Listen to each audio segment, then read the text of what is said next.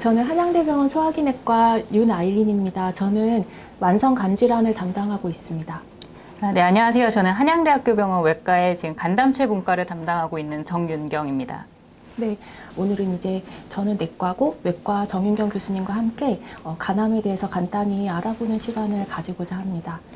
네, 이런 간암은 도대체 어떤 질병인가요? 네, 간암은 사실은 간에서 생기는 모든 암을 통칭을 하기는 하는데 그 중에서도 가장 전형적으로는 간 세포에서 생긴 덩어리를 보통 간암이라고 하기 때문에 다른 말로는 또 간세포 암종이라고도 합니다. 그래서 간세포 암종은 대부분 우리나라에서 한 해에 한 15,000명 정도 굉장히 많이 생기는 암이고 아무래도 관심들이 조금 많으실 것이라고 생각이 됩니다. 네.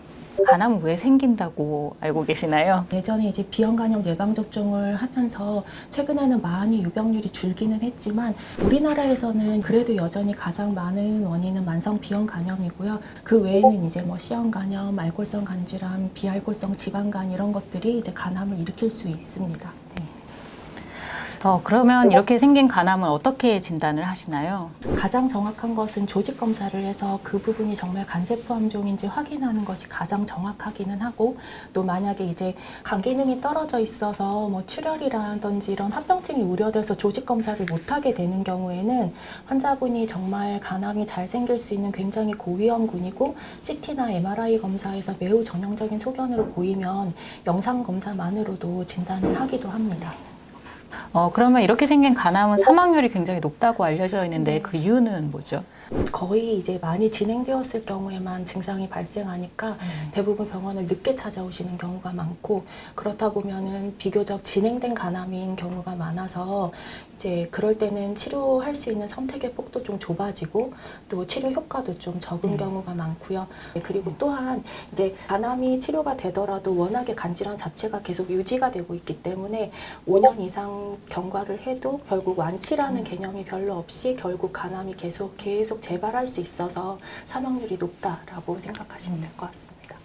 수술적 절제나 간이식 같은 경우는 간암의 치료법 중에서 굉장히 거의 유일하게 완치법이잖아요.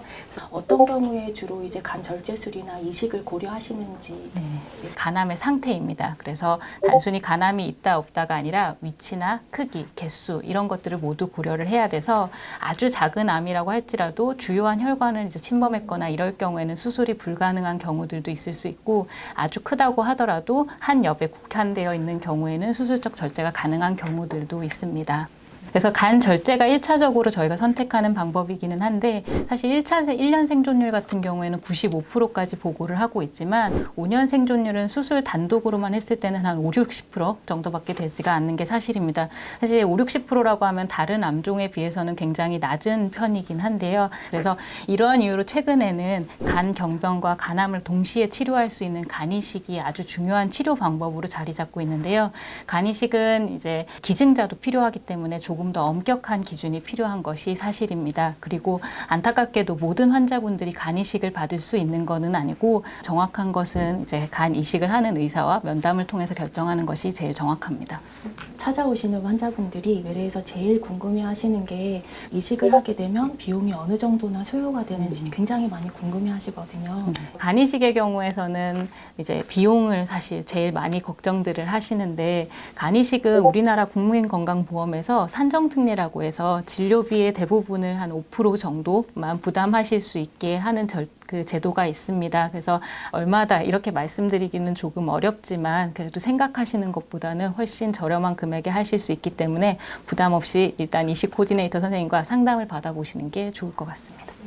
외과적 치료법 외에도 내과적 치료법이 많다고 알고 있는데 어떤 치료법이 있나요? 수술을 하지 못한다고 하더라도 사실 내과적으로 할 수 있는 다양한 치료들이 있습니다.